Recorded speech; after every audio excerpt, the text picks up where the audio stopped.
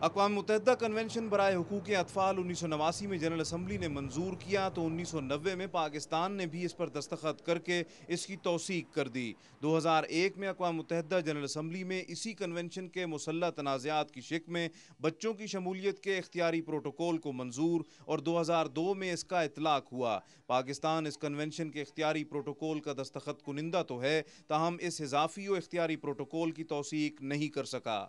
ماہرین ان خدشات کا اظہار کرتے نظر آتے ہیں کہ پاکستان کا کنونشن کے اضافی پروٹوکول کو تاحال زیر التوا رکھنا اور دوسری جانب عسکریت پسندوں کی جانب سے خودکش حملوں اور مخبری کے لیے بچوں کو استعمال کرنا خطرناک امر ہے، اور پھر بازیابی پر ایسے بچوں کی ذہنی، جسمانی اور نفسیاتی بحالی کے لیے ٹھوس اقدامات بھی ضروری ہیں۔ جو بچے ریکور ہوئے ہیں ان کی ری انٹیگریشن اسی طرح ضروری ہے جس طرح ان اور بچوں کو وہاں پہ جانے سے بچانا چاہیے۔ تو جو ریکور ہوئے ہیں ان کو دوبارہ سے نارملائز کرنا، جن حالات سے وہ گزریں، تو ظاہر ہے وہ شاید ہم نہ سمجھ سکیں، لیکن جو گزر کے آئیں تو جب ان کے منہ سے سنیں تو پتہ لگتا ہے کہ وہ ایک بہت مشکل مرحلے سے گزر کے آئیں۔ حقوق اطفال کے لیے سرگرم ماہرین کا خیال ہے کہ مدرسوں میں دینی علوم کے ساتھ ساتھ دنیاوی تعلیم کو بھی عام کیا جائے تو بچوں میں شعور و آگاہی کو فروغ دیا جا سکتا ہے۔ میں یہ ہرگز نہیں کروں گی کہ تمام مدارس ایسے تربیت دیتے ہیں۔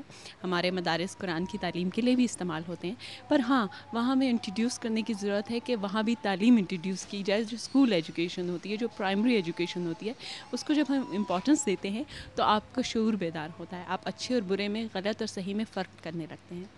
تجزیہ کار زور دیتے ہیں کہ قبائلی علاقوں میں بیدار حلقوں سے گفتگو، مذاکرات اور جرگوں کے ذریعے بچوں کے تحفظ اور غلط ہاتھوں سے بچانے کے لیے اقدامات کرنا ہوں گے۔ وہاں پہ جرگا سسٹم ہے، وہاں پہ بڑے ہیں، وہاں پہ جا کے اگر ہم ایون وہاں نہیں جا سکتے، حالات ٹھیک نہیں ہے، یہاں بلا سکتے ہیں۔ اگر ان کے ملکس کے، ان کے بڑوں کے ساتھ ہم بات کر کے یہ چیز ہم ان کو سمجھا دیں تو وہی چیز وہ جا کے کنوے کر دیں گے، اور یہ چیز ختم نہیں ہوگی تو بہت حد تک اس چیز پہ قابو پایا جا سکتا ہے۔ اہل علم و دانش کے مطابق کسی بھی ملک کا مستقبل بچوں، ان کے حقوق کے مکمل تحفظ اور ان کی بہترین تعلیم و تربیت پر منحصر ہے۔ غیر سرکاری تنظیموں کے مطابق اقوام متحدہ کے کنونشن برائے حقوق اطفال کے اضافی پروٹوکول پر پاکستان کی جانب سے عدم توثیق بچوں کے حقوق کے حقیقی تحفظ میں مشکلات کا پیش خیمہ ہے۔ دیکھنا یہ ہے کہ حکومت کب اس کنونشن کے اضافی اختیاری پروٹوکول کی توثیق یقینی بناتی ہے۔ فیصل رضا خان، ڈان نیوز، اسلام آباد۔